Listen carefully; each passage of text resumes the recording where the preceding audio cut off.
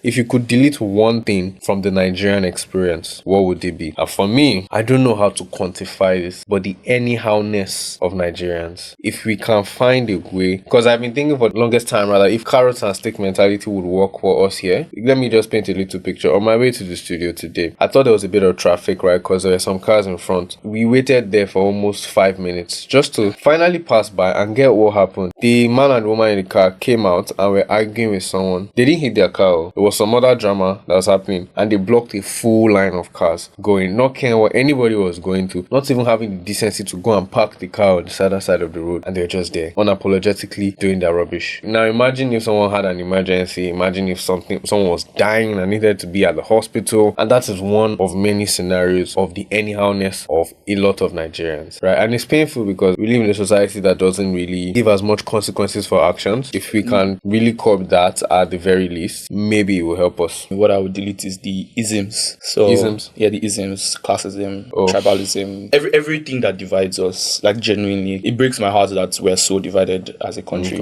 Honestly, because united we stand, divided we fall. If you're listening to this and you're not a Gen Z, you might want to turn this off. Trigger warning. Well, welcome to Beyond the Base podcast, and this is a podcast by Gen Zs, for Gen Zs, and anyone else who cares to listen, where we talk about business, culture, technology, and the world as a whole through young Nigerian Gen Zs. Hi guys, and officially we welcome you to season 2 of Beyond the Base. That's good. Okay, And if you guys haven't noticed, this season is sponsored by Munchies.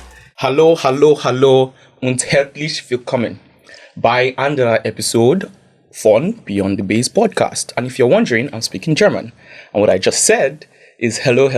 Welcome to another episode of Beyond the Base podcast. I'm learning German, and that's why I did that. I'm Ibidapo, your favorite polymath, and here we have The one and only Base Manolu. What's good? As you can see today, we're just two. Yeah, it's a dual episode today. And, well, the year is coming to an end. So if you're listening to this, know that, your favorite podcasters are winding down. How you doing now? Guy, I'm tired. I'm tired. So today I wasn't expecting to be in the studio Today, bro. and then Baseman texts me and is like, bro, we have to record today. No. And so I jump from a meeting and I just start getting ready to head down here. So as you see me, I'm exhausted. But it's nice to be in the studio, nice to be in front of a mic. Same. I'm coming from family, where I'm coming from my friend's house, my family friends, and honestly, the temptation to stay back and just sleep was strong. But yeah, we had to be here today because, we had to make magic, right? And a lot has been happening, man. A lot has happened. I can't believe this year is almost over. But at the same time, I can't believe it's almost over because 2025 has been like 3 years. Yeah. in one, man. I can't believe it was this year we started the podcast, actually, and now we're in season 2, and there's a lot to talk about, really. For example, our sponsors, Yeah. the house, I remember when you texted me and you were like that, yeah. so this person wants to link us with Munchies, and I'm like, what? What do you mean? And then you gave me the details, and I was just like, bruh, that's absolutely insane. So how did that go? How did it happen, right? Yeah. So I have a friend called Mercy. She's an absolute angel. Mrs. Bello? Yeah, she's married now, Mrs. Bello, right? And she's one of my favorite people in the world, right? So she posted one of our videos, right, of one of our early episodes, maybe episode 2 or 3 on her WhatsApp status. And a friend of hers, who is now also a friend of ours, you knew him before, Mr. Brian. Funny enough, I was with him yesterday, I think. Oh, Yaba Map? No. I just went to see him. Oh, man, Yeah. man. Where does he stay? He stays around Anthony. the Ikeja Church. Okay. Yeah. Bad. So yeah, Mr. Brown saw us. Right, he saw the pod, and yeah, he asked Mrs. Mercy to link us, right? And we talked. So he used to work for an agency called D&A. I'll leave you to figure out the name if you're searching. Right, and yeah, they work with loads of big brands, right, and organizations. Like I give it to them, they're masterminds of marketing and branding and all of that, right? Brand activation, so many things. And yeah, they, fortunately had a client, the company behind Munchit, and they were looking for an expression like our own, right? They initially wanted to start something like theirs, all right, or something like a core offshoot of their brand, right? But when they saw us and they saw that we aligned, it was almost a no-brainer. And yeah, a few months in the making, and we're here, season 2 of Beyond the Base podcast. And yeah, like, it's been amazing, man. It's been a lot of work. Yeah, it's been a lot of work. Did you imagine that it would be like this would be here this soon? No, to be very honest, I didn't think it would take this soon. Man, I thought it would still take a while, before we even get on anyone's radar, right? Which was one of the things I was very grateful for, because we started not long ago, and we've been pushing a lot of things organically, right, to really get an audience, to see people who resonate with us. And I can't lie, stuff like that is still what motivates me to do this. When someone random or someone I don't even know will be like, oh, I stumbled upon the pod and I love it. This is the kind of podcast I've been looking for. And I'm like, Baseman has turned me to a celebrity. I kid you not. I remember there was one time I went to Abuja? No, not even Abuja. Like, Okay, I went to Aja. CCI Aja, Yeah. and then somebody just walked to me and she just tapped me and she was like, "Oh my God, hi! You don't know me, but I know you from the pod and everything." And I was just so dumbfounded. Like, I was just like, Maru. like, seriously, Madu. And I was like, "Oh, hi." And then, like, we spoke for a bit. And then I just texted him and I was like, "Bro, you don't tell me, don't, like, which celebrity you. It's in this up." But I'm just still a regular guy, please. I'm still a regular guy. Sure. Yeah. Yeah, I'm still a regular guy. I'm a special regular guy. Yeah. Yeah. when he starts talking about his escapades in Milan or Luxembourg, it gives very normal guy vibes. I choose not to comment on that. Better. Yeah. But yeah, it's been a fun ride. We've had quite a number of guests as well. I'll say so far, what would you say was your favorite episode? Because someone asked me that yesterday, and it took me a while to even answer, because I couldn't pick. So I would say my favorite is still the one we did with Ibra and Tega. I really like that one. I really liked it because it showed the same issue from two different perspectives. Right. So we had talked, Ibra had talked about being given an opportunity, and then because of the opportunity he was given, he decided to give back so that other people would have that same opportunity.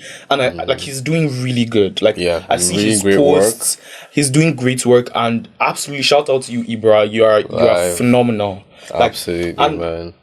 I've known him since school, and that guy is a hustler. Like, he's a proper hustler, and it's really nice to see him put up initiatives for people that were in his situation, and to try and bring people to better circumstances, Exactly. better opportunities. And then Tega's own, she comes from a place of privilege, and she went somewhere and she realized, like, not everybody has that foundation. And she was like, no, like, I have to do something about it. And it's absolutely, I think that's one of my favorite episodes, because I also I'm of the mindset that I come from a place of privilege, like, grateful for the parents that God gave me, grateful for the opportunities I've had.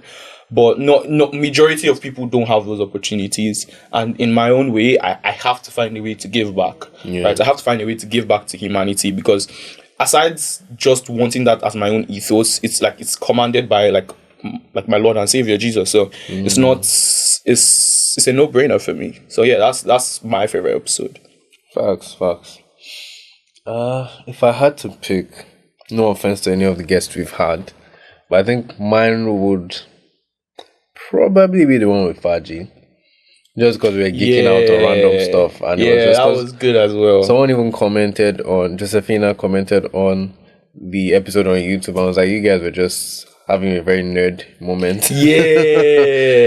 Right? And I mean, it was vibe. Like, those are the kind of conversations we have with friends where you're just rubbing minds. And You know that moment when you're chilling with friends, watching a movie, or just need something that hits the right spot?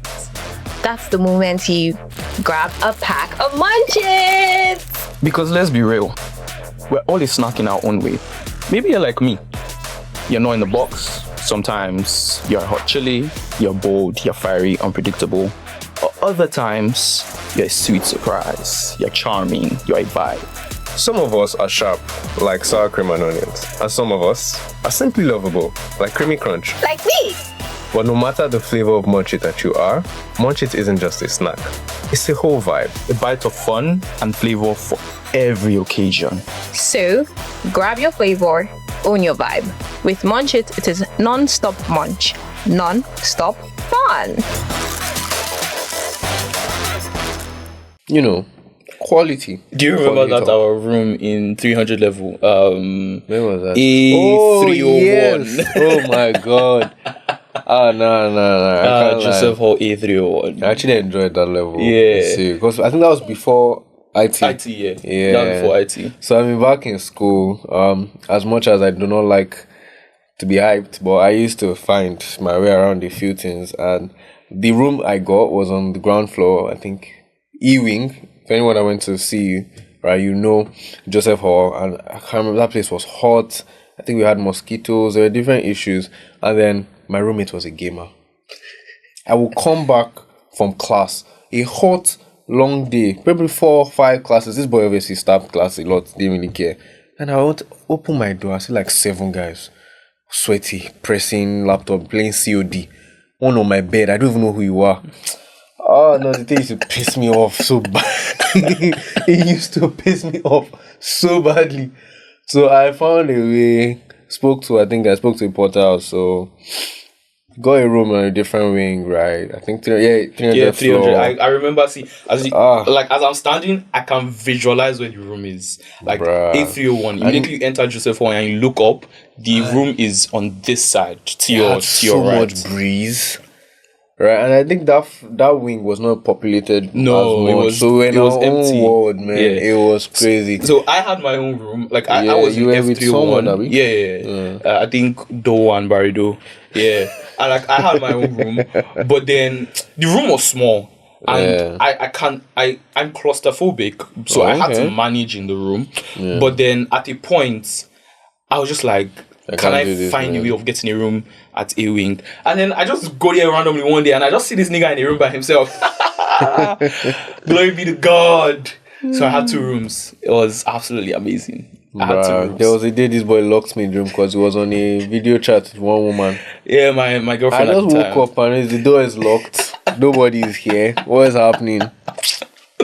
Yeah, good times, good times. Speaking of woman, one fun fact. I think we both ended season 1 in relationship. Well, let's just thank the good Lord for the gift of life. That's the most important thing, you know. You live, once there's life, We there's live, we learn, we do better. hope. Live. Yeah. I saw a very interesting question now. I think I should ask. If you could relive 1 year of your life, what year would that be? Ooh, that's a very Interesting good question. Ooh. I feel like the world really changed after 2020. Like the dynamics of a lot of things, a Honestly, lot shifted. honestly, But yeah, 2020. Oh, I lie. I kid you I've always thought about, because we had almost like a 6-month stretch at home. 6, Or was it more than 6 months? 6K. Bro, March was where March to lockdown October. happened. March till October. That's not, is that 6? March, April, May, June, July, More than August, September. 7 months. 7 months. Like proper. like that We mean- were already on holiday. Already on holiday. Yeah. So February we left school.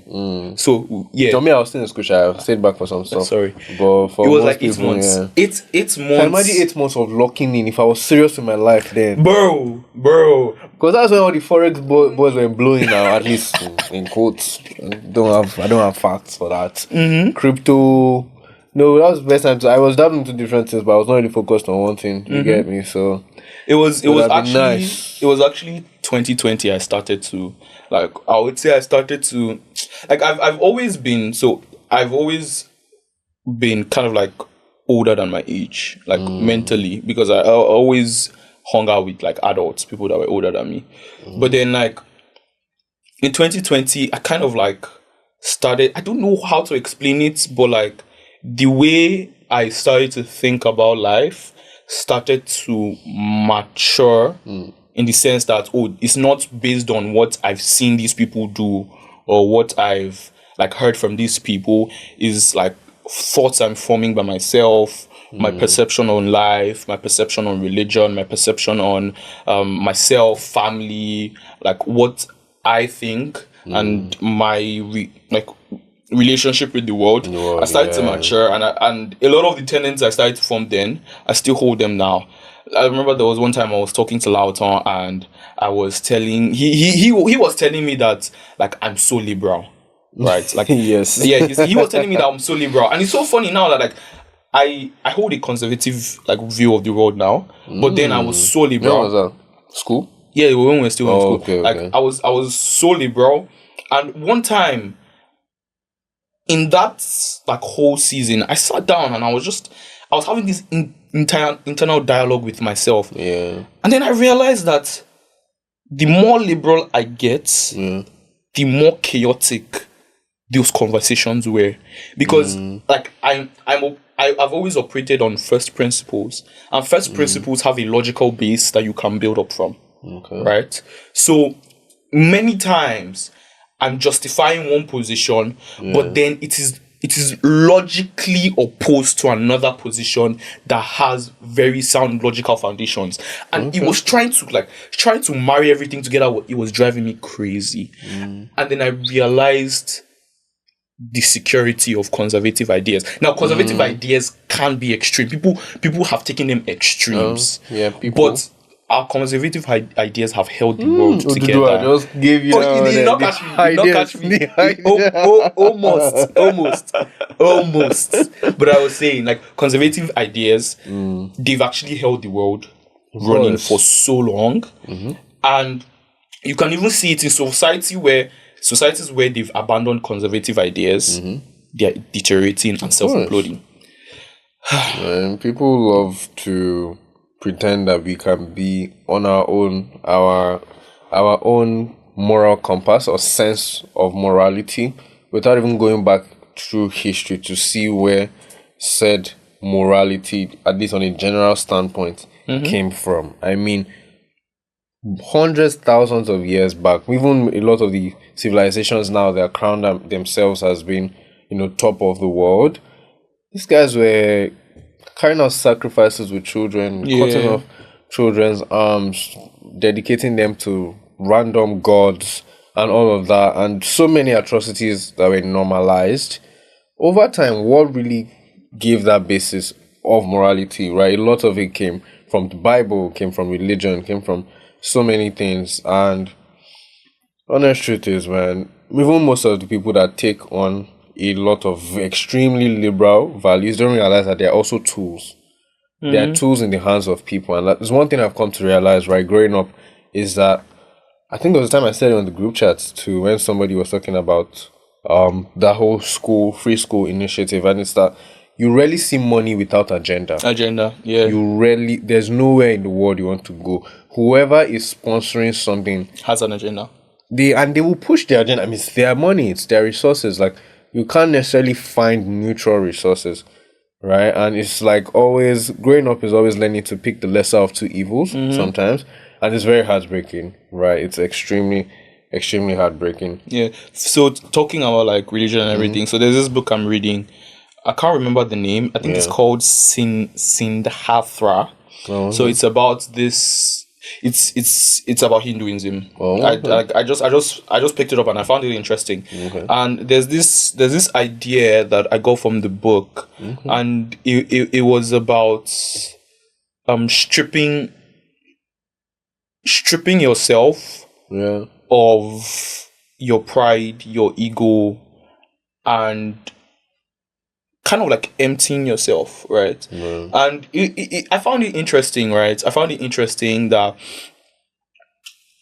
and I started to look into like anthropology, and apparently every corner of the world has some sort of religion, which is very interesting. And there's now this whole debate of, did man create God, or did God create man? And if religion is universal, right? If religion is universal and everybody is saying something different, right? Somebody has to be correct. Right. So I've been playing around with that idea, and I've been thinking about it. Of course, I believe in Jesus Christ. I believe in God. And of course, as a Christian, we're supposed to like propagate the gospel. Talk about Jesus Christ, talk about our Lord and Savior. The Great Commission. The Great Commission, right? But then I remember in 2020, and this is why I say I will relive 2020 again. 2020, like I said, was when I matured. But I like to say it was my year of awakening, right? Okay. And in the sense that I actually understood the essence of what it meant to be a Christian, right? What it meant to be a follower of Jesus Christ. Like, I understood the essence, and because I understood the essence, funny enough, it didn't bring me closer to God. It pushed me far away. Because at that time I was still very much. I wouldn't say so. It moved from place somebody else being my God to me being my own God, until I came to the end of myself, and I was like, okay, like I'm ready, right? Because I made that I'm ready statement in July of 2024.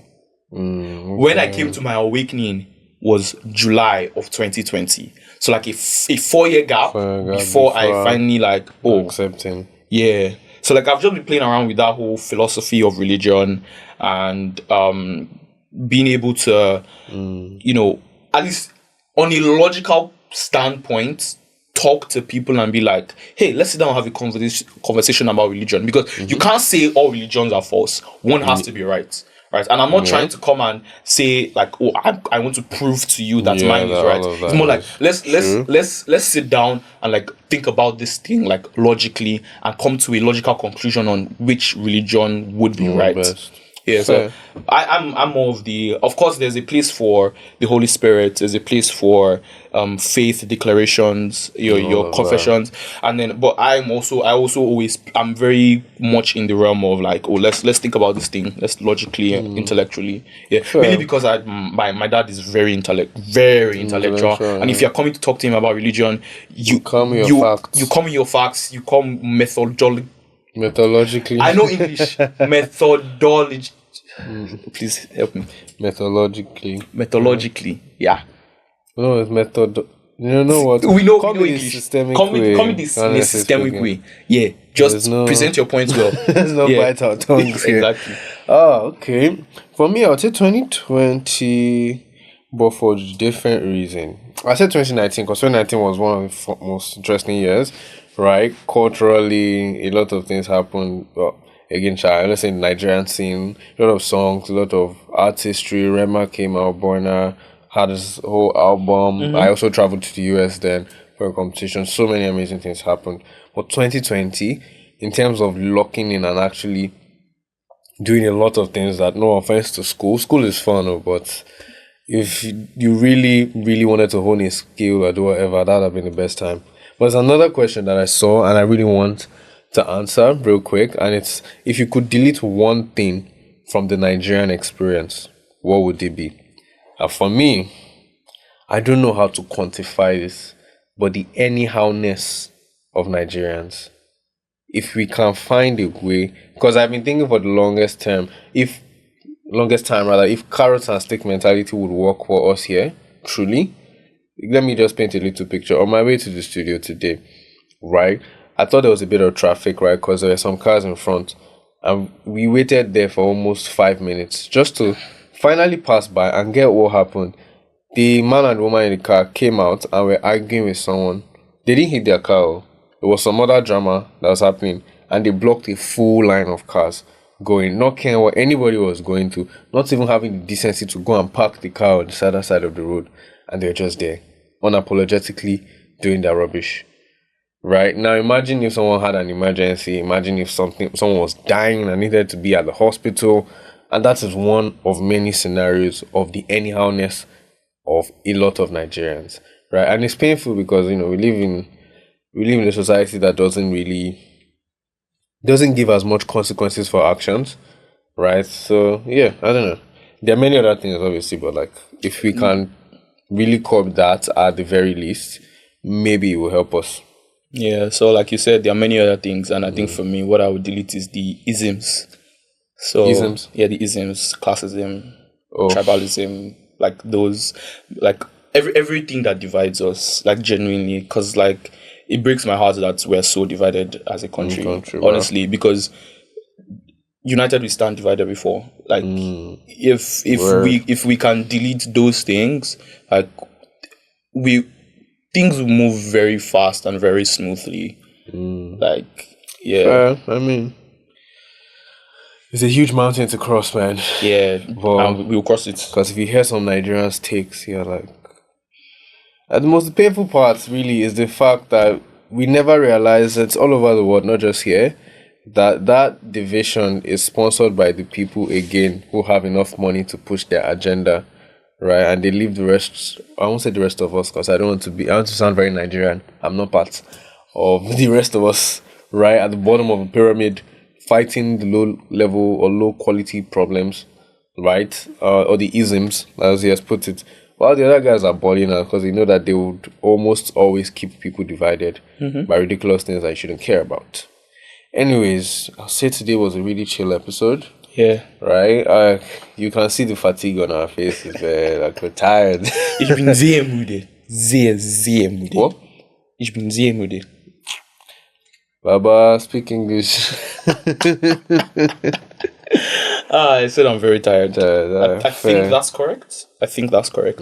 Any German in the comments, please rate his German actually. Mein Yeah. German nicht so gut. Es ist nicht so gut. Sure, if you say so. Anyways, this was a fun one, just to keep you relaxed, just to chill. We're coming back with a banger, we promise. Later, Christmas, guys. we're coming. 2026, Yeah. watch out. Beyond the Base is coming in full force in 2026. Bye, guys.